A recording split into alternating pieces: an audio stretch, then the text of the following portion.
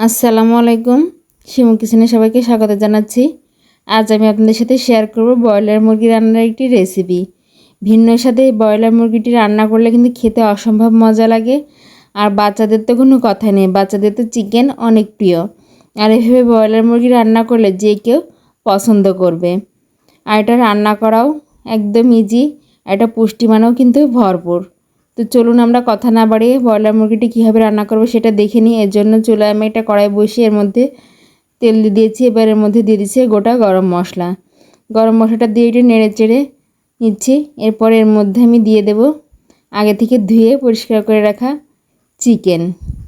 আমি এখানে প্রথমে মশলা কষিয়ে নেব না, আগে এখানে আমি চিকেনটা দিয়ে একটু ভেজে নেব। এইভাবে চিকেনটা দিয়ে যদি ভেজে নেন তাহলে কিন্তু মুরগির যে একটা গন্ধ সেটা কিন্তু থাকে না। মুরগির মধ্যে খুব সুন্দর একটা মশলার ফ্লেভার পাওয়া যায় এবং এটা রান্নার পর আর ভেঙেও বা গলে যায় না। আমি এইভাবে রান্না করি, আপনারা একবার এটা ট্রাই করে দেখতে পারেন। আমি মুরগিটা দিয়ে ভালোভাবে নেড়ে চেড়ে ভেজে নিচ্ছি। দেখুন এ পর্যায়ে কিন্তু আমি লবণ কিংবা মরিচ কোনো কিছুই দিইনি, আমি জাস্ট মশলার সঙ্গে মুরগিটা একটু ভেজে নিচ্ছি। এতে করে মুরগিটা একটু শক্ত হয়ে যায়, ভিতরটা কিন্তু একদম জুসি থাকে। আমার এটা ভাজা হয়ে গেছে। এবার এর মধ্যে দিয়ে দিলাম 1 চা চামচ লাল মরিচের গুঁড়া, 1 চা চামচ হলুদ গুঁড়া, 1 টেবিল চামচ লবণ। এবার এই সব কিছু দিয়ে মুরগিটাকে আবারও নেড়ে চেড়ে মিশিয়ে নিচ্ছি। এই পর্যায়ে এখনও কিন্তু আমি কোনো পানি ব্যবহার করিনি, আর চুলার আঁচটা আমি মিডিয়ামে রেখেছি যাতে মশলাটা পুড়ে না যায়। আমি মরিচ লবণ হলুদের সঙ্গে মুরগিটা ভালোভাবে নেড়ে চেড়ে ভেজে নিচ্ছি। এইভাবে ভেজে নিলে মুরগির কালারটাও কিন্তু খুব সুন্দর আসে। দেখুন আমার মুরগিটা কিন্তু নেড়ে চেড়ে ভাজা হয়ে গেছে। এবার এর মধ্যে দিয়ে দিয়েছি আমি বেটে রাখা মশলা। এখানে পেঁয়াজ, রসুন, আদা, জিরা এবং এলাচ একসঙ্গে আমি বেটে রেখেছিলাম। এই বাটা মশলা আমি মুরগির সঙ্গে দিয়ে ভালোভাবে নেড়ে চেড়ে মিশিয়ে নেব। এটাকে অনবরত নেড়ে চেড়ে দিতে হবে আর খেয়াল রাখতে হবে যাতে তলায় লেগে না যায়। এই মশলাটা খুব ভালোভাবে কষাবেন যাতে করে মশলার কাঁচা গন্ধটা না থাকে। আপনারা তো অনেকভাবে ব্রয়লার মুরগি রান্না করেন, এইভাবে একবার রান্না করে দেখবেন, টেস্টটা কিন্তু সত্যিই দুর্দান্ত হয়। আমি এটাকে বেশ 6-7 মিনিট ধরে ভালোভাবে কষিয়ে নিচ্ছি। এতে করে দেখুন মশলা থেকে কিন্তু তেলটাও ছেড়ে দেয় এবং খুব সুন্দর একটা ফ্লেভারও বের হয়। এবার এর মধ্যে আমি দিয়ে দেবো আগে থেকে ধুয়ে পরিষ্কার করে রাখা কাঁঠালের বিচি। আমি কাঁঠালের বিচিগুলো ধুয়ে পরিষ্কার করে মাঝখান থেকে কেটে দিয়েছি। এবার এই বিচিগুলো এর সঙ্গে খুব ভালোভাবে নেড়ে চেড়ে 5 থেকে 7 মিনিট কষিয়ে নিচ্ছি।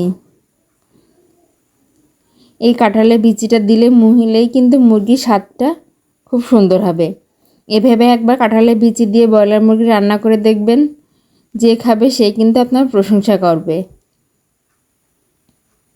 আমি কাঁঠালের বিচিগুলো মুরগির সঙ্গে ভালোভাবে কষিয়ে নিচ্ছি। আমার কষানো হয়ে গেছে। এ পর্যায়ে দিয়ে দিচ্ছি 2 কাপ পানি। এতে করে কাঁঠালের বিচিটা এবং মাংসটা দুটাই কিন্তু সেদ্ধ হয়ে যাবে। 2 কাপ পানি দিয়ে এটাকে আমি ঢাকনা দিয়ে ঢেকে রান্না করব যতক্ষণ না পানিটা শুকিয়ে যাবে, কাঁঠালের বিচিটাও সেদ্ধ হয়। মাঝে মাঝে ঢাকনাটা খুলে এটাকে আমি নেড়ে চেড়ে দেবো, আবার এটাকে ঢাকা দিয়ে রান্না করব। দেখুন আমার পানিটা কিন্তু শুকিয়ে গেছে এবং কাঁঠালের বিচিগুলো কিন্তু আমার সিদ্ধ হয়ে গেছে। আমি এটাকে নেড়ে চেড়ে দিচ্ছি। এই দেখুন আমার কাঁঠালের বিচিগুলো কিন্তু সিদ্ধ হয়ে গেছে। এটাকে আমি আরও কিছু সময় একটু নেড়ে চেড়ে দেবো। তারপর এর মধ্যে আমি দিয়ে দেবো গ্রেভির জন্য পানি। এখানে গ্রেভির জন্য আমি 1.5 কাপ পরিমাণ পানি দিচ্ছি। এই পানিটাকে আমি জাল করে শুকিয়ে নেব। অনেকে ভাবতে পারেন ব্রয়লার মুরগির আবার গ্রেভি, আসলে এই রান্নাটা একটু গ্রেভি প্রয়োজন হয়।